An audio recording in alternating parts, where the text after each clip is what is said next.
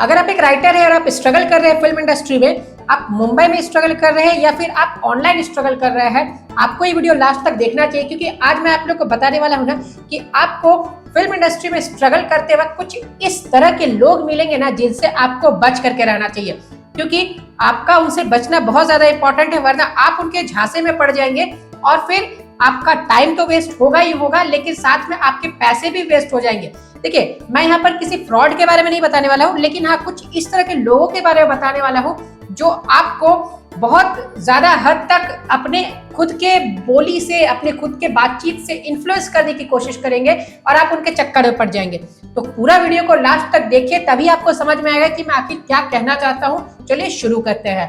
Hi everyone, मैं हूं आकाश रजक और आप देख रहे हैं आरएस फिल्म्स प्रोडक्शंस। चैनल पर नए हैं तो सब्सक्राइब जरूर कर लीजिए। देखिए, जब आप फिल्म इंडस्ट्री में स्ट्रगल करते हैं ना, एज अ राइटर या फिर एज एन एक्टर, कुछ भी आप कोई भी फील्ड में कर रहे हो फिल्म इंडस्ट्री में, लेकिन मैं यहाँ पर मेनली राइटर्स के बारे में बता रहा हूँ। तो आप स्ट्रगल करते हैं ना, तो आप बहुत सारे प्रोड्यूसर से मिलते हैं और उनमें से कुछ प्रोड्यूसर्स जो रहते हैं ना, वो एक्चुअल प्रोड्यूसर्स रहते ही नहीं है, लेकिन आपको लगता है कि वो प्रोड्यूसर है और वो अपने आप को आपके सामने एज ए प्रोड्यूसर प्रेजेंट कर देते हैं। और देखिए क्या होगा ना कि आपको इस तरह के लोग क्या करेंगे ना, बहुत बड़ी बड़ी बातें बोलेंगे, ऐसी ऐसी बातें बोलेंगे ना कि आपको यकीन ही नहीं होगा कि हाँ सही में इसने ऐसा किया हो, लेकिन फिर भी आपको उन पर यकीन करना पड़ेगा कि आप सोचते कि नहीं मेरी स्क्रिप्ट ये ले लेंगे और हो सकता है ये ऐसा करते भी हो। एग्जाम्पल से मैं आप लोगों को समझाता हूँ, आपको अच्छे से समझ में आ जाएगा। देखिए, बहुत बार ऐसा होता है कि आप किसी प्रोड्यूसर से मिलने के लिए गए और वो आपको जो अपनी ऑफिस है वहां नहीं बुला करके आपको कहीं पार्क में मिलने बुला लिए या कहीं रोड साइड स्ट्रीट में आपको मिलने बुला लिए, और उसके बाद फिर वो आपके सामने बहुत बड़ी बड़ी बोलने लगे, यानी उनकी बातों का ना वजन बहुत ज्यादा आपको लगने लगा। वो आपको बोलेंगे, अरे वो नवाजुद्दीन सिद्दीकी जो है वो तो मेरे घर में आकर के खाना खाया करता था, मैंने उसको स्टार बना दिया, बेचारा सड़क पे पड़ा रहता था, मैंने उसको रहने की जगह दी, मैंने उसको स्टार बनाया। फिर बोलेंगे, सोनू निगम को जान रहे हो? सोनू निगम को किसने स्टार बनाया? मैंने बनाया सोनू निगम को स्टार। आज सोनू निगम स्टार बन गया तो मुझे पहचानता नहीं है। इस तरह की बातें वो आपको बोलेंगे। ऋतिक रोशन को तो मैंने अपनी गोद में खिलाया है, ऋतिक रोशन जो है वो मेरा बच्चा है, छोटा बच्चा है, मेरी गोद में खेला है। इस तरह की वो आपको बातें बोलेंगे ना, और आपको उन पे यकीन होने लगे कि हाँ हो सकता है कि ऐसा वो किए होंगे, और आप उनके चक्कर में फंस जाएंगे। और इसी चक्कर में फंस करके वो आपसे बहुत सारी काम करवा लेते हैं, वो आपसे पैसे भी ऐंठ लेते हैं। उन्होंने कभी ऋतिक रोशन का दूरदर्शन भी नहीं किया हो, लेकिन फिर भी वो बोल देते ऋतिक रोशन तो मेरे गोद में खेला है। ये सभी चीजें होती है फिल्म इंडस्ट्री में। ऐसे आपको लोग मिलेंगे ना जो बहुत बड़ी बड़ी फेंकेंगे।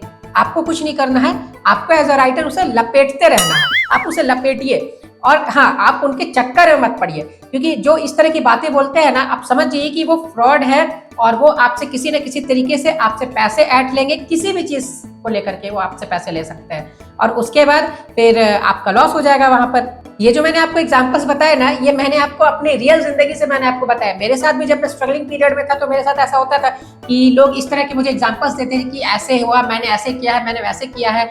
एक बात मैं आपको यहाँ पर रियल बताता हूँ। एक डायरेक्टर से मीटिंग के लिए मैं गया था मलाड में। मलाड आपको मालूम होगा, आप अगर मुंबई में रहते हैं तो, या फिर मुंबई के बारे में आप जानते हैं तो मलाड आपको मालूम होगा। मलाड में एक मैं डायरेक्टर से मिलने के लिए गया हुआ था अपने स्ट्रगलिंग पीरियड में।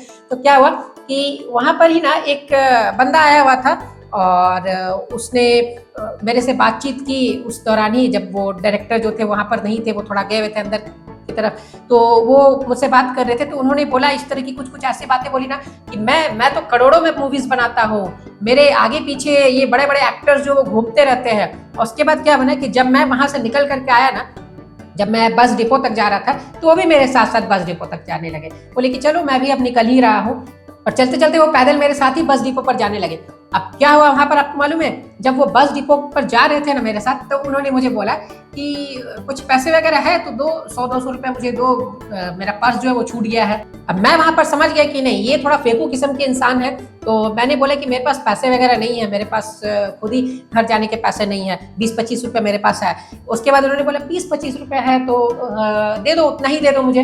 मैंने बोला करोड़ों की बात करने वाले 20-25 रुपए पर आ गए। उसके बाद फिर मैंने बोला 20-25 रुपए मैं आपको दे दूंगा तो मैं कैसे जाऊंगा? तो फिर मैंने बोला कि 5 रुपए मेरे पास बच रहे हैं, तो वो आप लेना चाहते तो ले सकते हैं। उन्होंने बोला लाओ लाओ लाओ दे दो। 5 रुपए उन्होंने रख लिया। आप सोच सकते हैं ये चीज मेरे साथ रियली हुई है, और उस इंसान का नाम मुझे याद नहीं है कि क्या नाम था, क्योंकि बहुत सालों पहले ये घटना हुई थी। और इस तरह से एक बार और भी हुआ था। एक प्रोड्यूसर के घर पर मैं गया हुआ था, वो रियल में प्रोड्यूसर थे नहीं। वो क्या बोलने लगे, ऋतिक रोशन तो मेरी गोद में खेला है। मैं उनका चेहरा देख रहा हूँ कि ऋतिक रोशन इनकी गोद में खेला है। और मूवी के बारे में मैंने उनसे 2-3 क्वेश्चंस पूछे ना, उनको यही नहीं पता है कि शॉट क्या होता है, कैसे स्क्रिप्ट को लिखा जाता है, कितने सीन्स वगैरह होते हैं, वो सब उनको नहीं पता था। आप सोचिए, तो आपको ऐसे लोगों से बच कर रहना है। जहां भी आपको इस तरह के लोग दिखे ना फिल्म इंडस्ट्री में, आप कहीं पर जा रहे हैं, मीटिंग के लिए जा रहे हैं प्रोड्यूसर से, और आपको इस तरह के फेकू लोग दिखे ना, तो आप उनसे बच कर रहिए। आप वहां से खिसक जाइए। आप उनको कुछ बहाना बना करके कि हाँ ठीक है मैं आपसे फिर मीटिंग करता हूँ, या फिर ठीक है मैं आपसे नेक्स्ट टाइम मिलूंगा, उनको पैसे वगैरह मत दीजिए। तुरंत में वो आपसे कोशिश करेंगे कि आपसे कुछ पैसे वो लूट ले, आपसे राइटर कार्ड बनवाने के नाम पर, या फिर किसी भी और चीज के लिए वो आपको बोले कि मुझे पैसे, इतने पैसे दो, मैं ये काम आपका करवा दूंगा, तभी आपकी जो है ये मूवी जो है वो पास होगी, आपकी स्क्रिप्ट जो है वो सेलेक्ट होगी। हो सकता है वो आपको बोले कि आपको अपना रजिस्ट्रेशन कराना पड़ेगा, और उसके बेसिस पर वो आपसे पैसे मांग ले। तो देखिए, रजिस्ट्रेशन वगैरह आपकी नहीं होती, आपकी स्क्रिप्ट की होती है, जो कि SWA से होती है।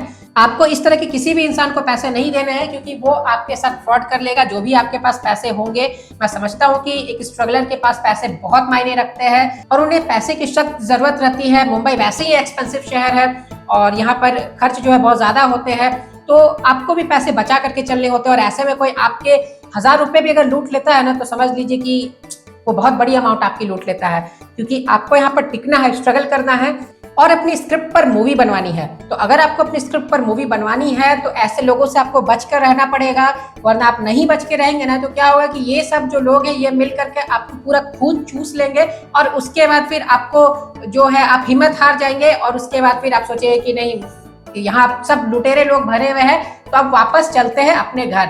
लेकिन ऐसा नहीं है, यहाँ पर ऐसा नहीं है कि सिर्फ खराब ही लोग हैं, अच्छे लोग भी हैं। तो आपको अच्छे लोगों को इन खराब लोगों के बीच से ही तलाश करके निकालना होगा।